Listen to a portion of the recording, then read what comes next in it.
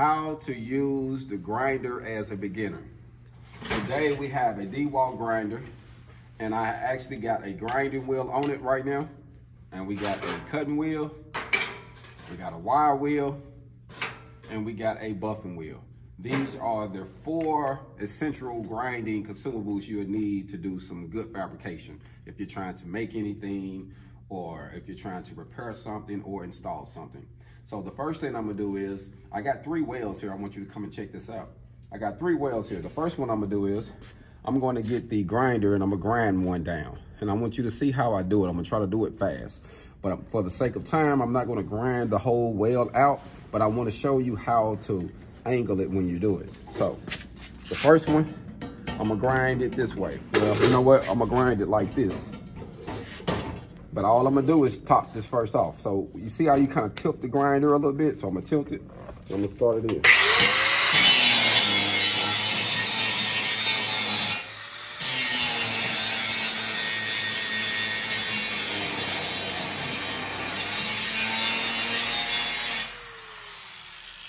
Now, as you see, I tilted a little bit, and you wanna make sure when you do this, put a little pressure on it. Just don't sit it there and let it go wild. Kind of hold it firm, put a little pressure on there, and you'll be able to get a smooth little cut like that. You see I grind it off pretty smooth.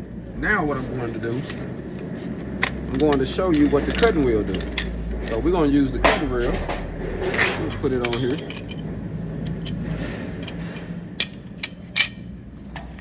Sometimes it's hard to use these gloves, these big gloves, and put this on. All right, there we go. So I'm gonna show you what the cutting wheel do. So right where I grinded it, I'm going to cut. You ready?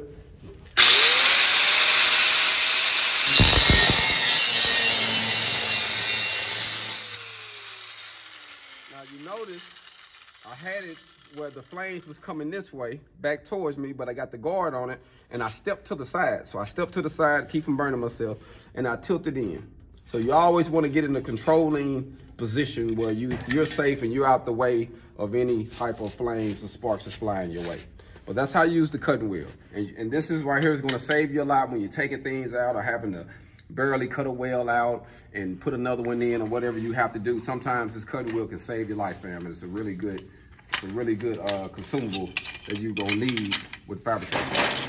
So now what we're going to do, we're going to put this wire wheel on here and show you the difference from using the wire wheel. Now, the same thing with the grinder, you want to kind of use the angle. You can use the angle with it, but you can't go flat with it really.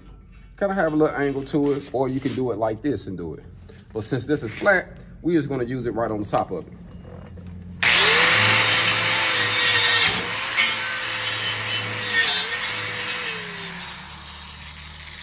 And you can kind of see what the wire brush will do.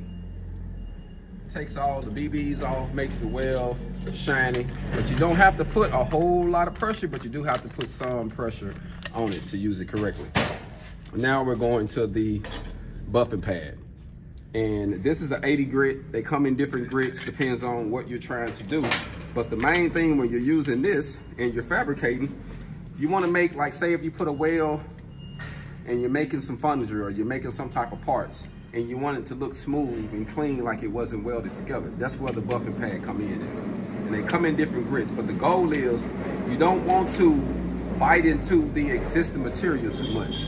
You want to kind of keep it on top of the weld and eat the weld out and not the material on the side, because then you might have to eat too much and have to put a little bit more weld in it and do it again to make it look right. And another good thing is, when you're doing things like that it might be a buck joint or a lap joint, you want to try to make it as even as possible. That way, once you grind it down, there won't be no loops in it.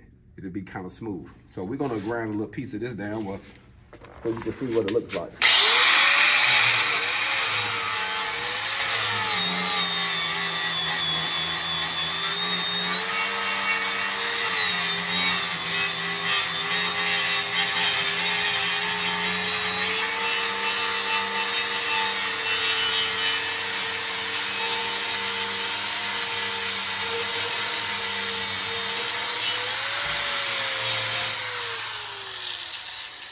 And see, the goal of this is to make it look like there was never a piece of weld there.